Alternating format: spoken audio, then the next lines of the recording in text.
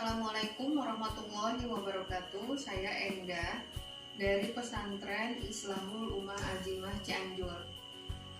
Terima kasih yang tidak terhingga kepada Dishub Jabar yang sudah menginisiasi program Jabar Juara sehingga kami dapat terhubung dengan narasumber-narasumber yang luar biasa yang mengungkit motivasi dan sangat menginspirasi mindset kami dalam berbisnis.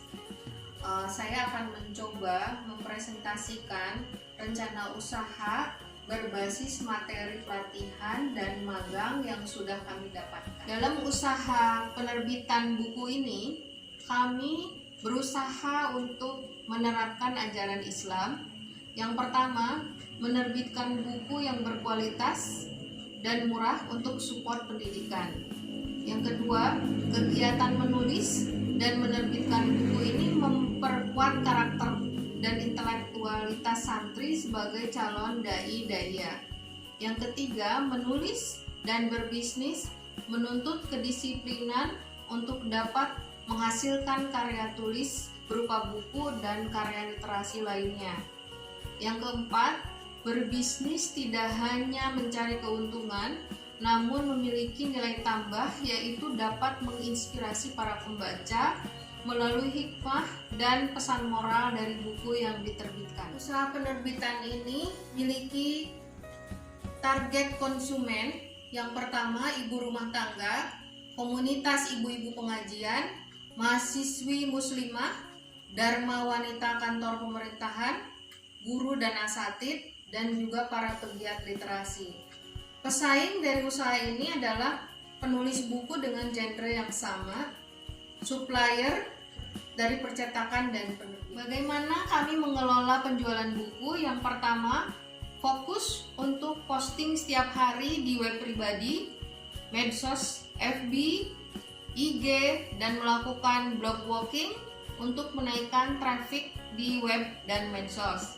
Yang kedua, merespon komentar pertanyaan dari para pembaca, membangun keterkaitan dengan para pembaca.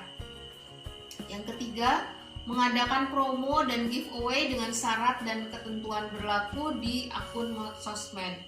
Yang keempat, tingkatkan jumlah penjualan dengan penjualan paket trilogi buku dengan kemasan dan harga khusus.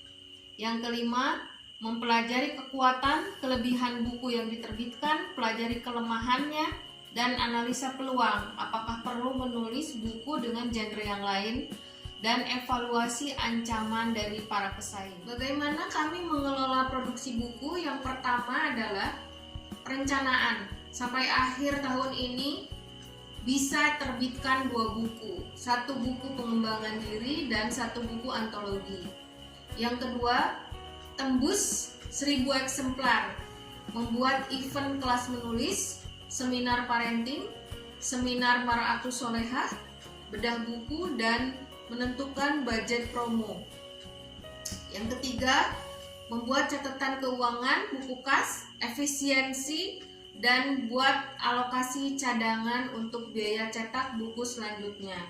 Yang keempat, mulai menerima tulisan dari peserta kelas menulis untuk penerbitan buku antologi dan membuat proyek kerjasama dengan guru SMP dan SMK di yayasan untuk membuat buku dari tulisan terbaik siswa yang diterbitkan setiap kelulusan sehingga dapat menaikkan rating sekolah. Yang kelima, mulai memikirkan untuk menambah staf yang kompeten dan target yang ditetapkan agar tercapai, menambah perangkat seperti misalkan alat fotografi untuk optimalisasi konten penulisan. Bagaimana mengelola pencatatan keuangan? Yang pertama, sebetulnya untuk usaha kami masih bisa melakukan pencatatan dikelola sendiri, belum perlu sumber daya manusia yang khusus untuk melakukan fungsi pencatatan dan aktivitas akuntansi. Yang pertama, memiliki buku kas untuk mencatat penerimaan dan pengeluaran. Yang kedua, mengarsipkan bukti-bukti, bon dan kwitansi pengeluaran.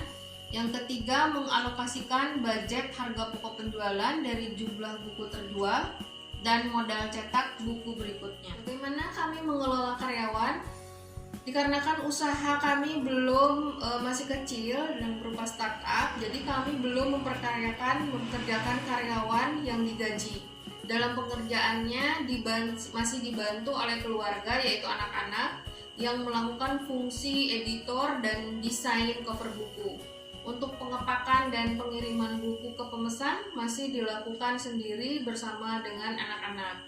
Walaupun begitu, fungsi-fungsi dari sebuah perusahaan sudah kami bentuk, sehingga di manakala usaha ini berkembang, kami tinggal menjalankan sesuai dengan fungsi-fungsi dari struktur yang sudah kami tetapkan. Alhamdulillah, demikian presentasi rencana usaha kami.